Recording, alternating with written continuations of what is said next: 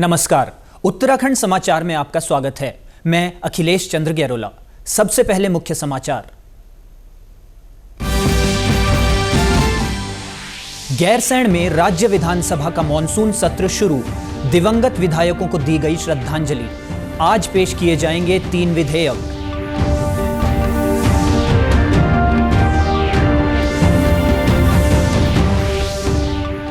भागीरथी से लगातार हो रहा है गंगोत्री धाम में कटाव। नमामि गंगा घाट क्षतिग्रस्त। तीर्थ पुरोहितों ने जताई चिंता।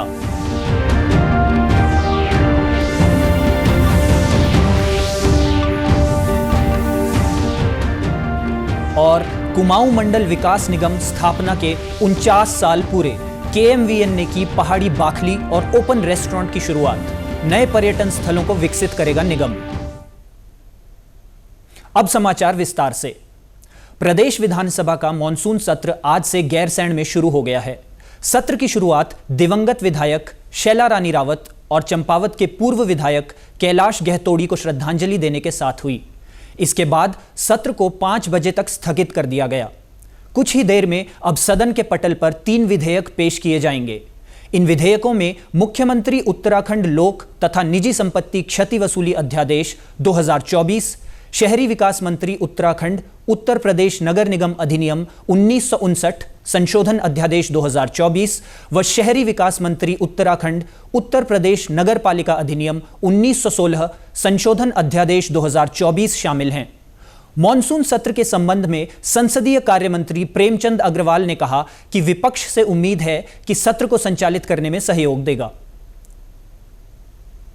सुचारू रूप से चले। कल दलीय बैठक में हमारी माननीय अध्यक्षा जी ने जो बैठक की उसमें मैंने भी आश्वासन दिया है, नेता प्रतिपक्ष जी ने भी दिया है।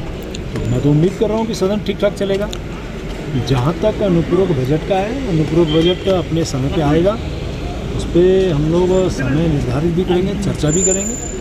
मैं उम्मीद कर रहा हूँ सदन में हमारा सम्मानित विपक्ष अपना जो समय है वो जो हमने यहाँ निर्धारित किया है, जब सदन आहूत हो गया है, जब सदन यहाँ चल रहा है तो उसमें अपना पार्टिसिपेशन करेंगे।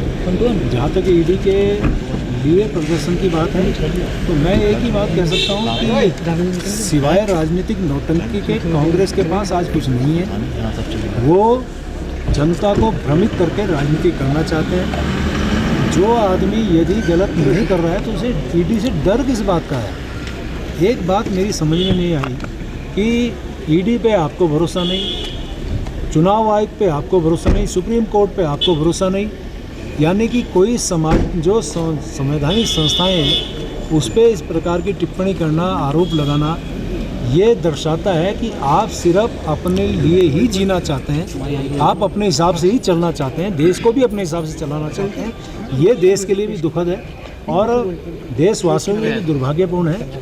मैं कह सकता हूँ कि जो लोग जमानत पे हैं अभी आज, वो यदि इस बात की चर्चा कर रहे हैं तो मुझे लगता है कि ये मॉनसून के दौरान हो रही भारी बारिश के कारण भागीरथी नदी का जलस्तर बढ़ने से गंगोत्री धाम में बना नमामि गंगा घाट पूरी तरह से ध्वस्त हो गया है। यह घाट हाल में ही बनाया गया था। गंगा का वेग मंदिर की ओर बढ़ने से गंगोत्री धाम की सुरक्षा को लेकर चिंता बढ़ गई है। तीर्थ पुरोहितों का कहना है कि शिवानंद आश्रम से मंदिर होते हुए सूर्य कुंड तक दोबारा सुरक्षात्मक कार्य किया जाए। गंगोत्री धाम मंदिर समिति के सचिव सुरेश सेमवाल का कहना है कि तीर्थ पुरोहितों ने मुख्यमंत्री पुष्कर सिंह धामी से गंगोत्री धाम और घाट की सुरक्षा व्यवस्था करने की मांग की है। बहुत बड़ा गंगा जी में जो जल का स्तर बढ़ गया था, उससे पूरा घाट जो गंगोत्री का है, जो कम से कम वेबकोस ने 16 करोड़ में बनाया था, पूर्णतः क्षतिग्रस्त हो गया है। और गंगोत्री को मैंने माननीय मुख्यमंत्री जी को भी लिख के दिया, तमाम कमिश्नर साहब को भी पहले लिख के दिया था, डीएम साहब को भी लिख के दिया था कि गंगोत्री में शिवानंद कुटीर के पास से जो शिवानंद कुटीर सारा बह गया है और सारा गंगा का फोर्स वहाँ पर है। यदि वहाँ से पानी अंदर काट पर आता है तो गंगोत्री मंदिर को बहुत ज़्यादा खतरा है। इसके लिए मैंने सबको सूचित कर दिया है और माननीय मुख्यमंत्री जी को स्पेशली मैंने जो है जाके उन्होंने मीटिंग बुलाई, धन्यवाद उनका करना चाहता हूँ। उनको मैंने जो है एक स्पेशल अपना कागज़ दिया और उनसे बात की कि गंगोत्री के लिए बड़ा बजट आए और एक बड़ी कंपनी कोई जो है उस पर काम करे, जिससे कि शिवानंद कुटीर से लेकर सूर्यकुंड तक और आचार्य कुटीर से लेकर शिवानंद को सूर्यकुंड तक दोनों तरफ आरसीसी दीवार जिस प्रकार से उत्तरकाशी में दीवार लगी हुई है, वैसे उस पर आस्था पथ बने, वैसी दीवार लगे तो मैं समझता हूँ गंगोत्री सुरक्षित हो जाएगी। वहीं तीर्थ पुरोहितों ने गंगोत्री यात्रा अब सुचारू होने की उम्मीद जताई है। तीर्थ पुरोहित रमेश सेमवाल का कहना है कि बरसात के कारण बीआरओ उत्तरकाशी से भैरव घाटी में जगह जगह बाधित मार्गों को सुचारू करने में जुटा हुआ है। सबसे बड़ी डिमांड जो है वो सड़क की है। देखिए, भैरव घाटी से और गंगोत्री तक सड़क बहुत बढ़िया है, लेकिन उत्तरकाशी से और भैरव घाटी तक सड़क की स्थिति बहुत अच्छी नहीं है। उस सड़क को बहुत जल्दी चौड़ीकरण करने की आवश्यकता है और उस सड़क को अच्छे रिपेयर करने की आवश्यकता है। जो रास्ते में बीच बीच में गड्ढे हैं, कई जगह टूट फूट हो रखी हो, सड़क के सबसे महत्वपूर्ण है सड़क। यात्रा के लिए पहला काम सड़क का है जी। कुमाऊं मंडल विकास निगम ने स्थापना के 49 साल पूरे कर लिए हैं। इस अवसर पर नैनीताल में कार्यक्रम आयोजित किया गया। स्थापना दिवस के मौके पर केएमवीएन ने पहाड़ी बाखली और ओपन रेस्टोरेंट की शुरुआत की है, जिसका शुभारंभ कुमाऊं कमिश्नर दीपक रावत ने किया। उन्होंने कहा कि पहाड़ के लोगों को रोजगार के लिए नए अवसर खोजने होंगे, उसमें पर्यटन सबसे बड़ा सहायक होगा। उन्होंने बताया कि भीमताल झील में लेजर लाइट शो कराने पर विचार किया जा रहा है।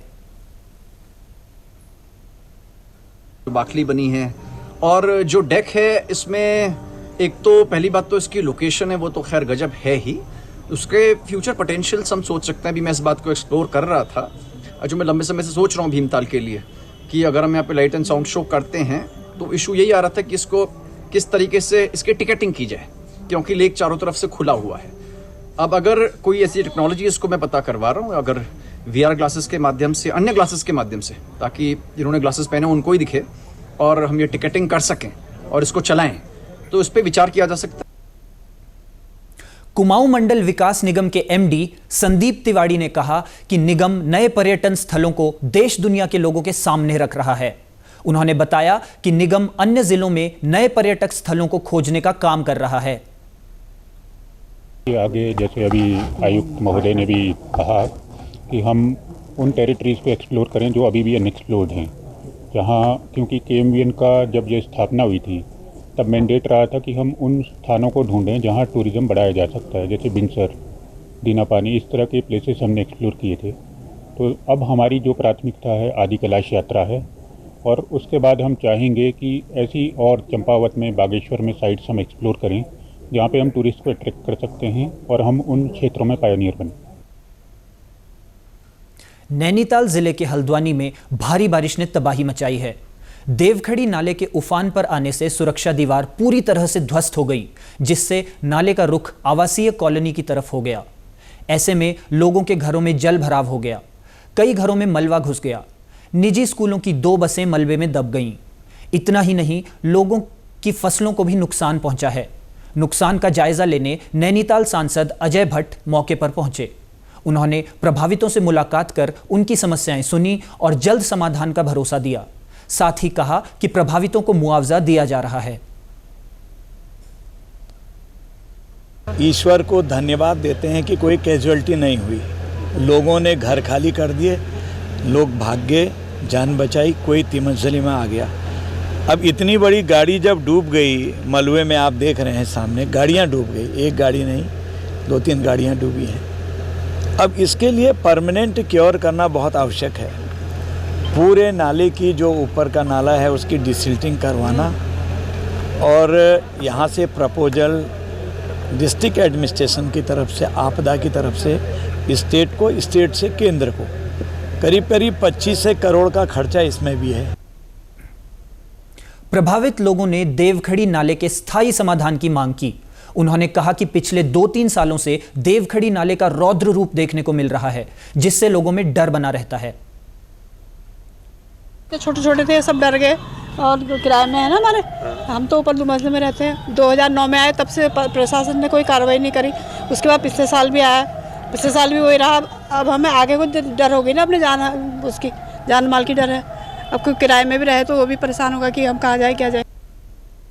कुमाऊं कमिश्नर दीपक रावत ने बताया है कि मौसम को देखते हुए पूरे कुमाऊं में सभी अधिकारियों को अलर्ट मोड में रहने को कहा गया है। प्रभावित इलाकों में जेसीबी और अन्य उपकरणों से राहत कार्य किए जा रहे हैं। देखिए, आपदा में अभी तो हमारा जो अलर्ट है, रेड अलर्ट की, तो अभी कहीं पे भी नहीं है। ऑरेंज था, फिर बीच में येलो हो गया है। हमारी जो NH हैं ये अभी कोई भी बंद नहीं है। चकलवा वाला जो बेली ब्रिज है ये बन के हमारा तैयार हो गया है। बतौंज खान वाला पहले ही हो चुका है। अभी बीच में पिछले 1-2 दिन पहले जो इस तरह की स्थिति बनी, यहाँ पे कम क्षेत्र में बहुत तेज़ बारिश आ गई। वहाँ पे 2 चीज़ें हैं। एक तो लॉन्ग टर्म सोल्यूशन तो खैर वहाँ पर ड्रेनेज प्लान है ही जिस पे काम हो रहा है, DPRs भी बन चुकी हैं, अगले साल से वहाँ पे काम शुरू भी हो जाएंगे। और दूसरा इस बात पे फोकस है कि अभी कहीं मलबा आ गया तो उसको PWD इरिगेशन डिपार्टमेंट ये 2 काम करते हैं। और इसी के साथ अभी तक के समाचार समाप्त हुए। दूरदर्शन समाचारों से जुड़े रहें। मिलते हैं फिर शाम 6:30 बजे के बुलेटिन में। नमस्कार।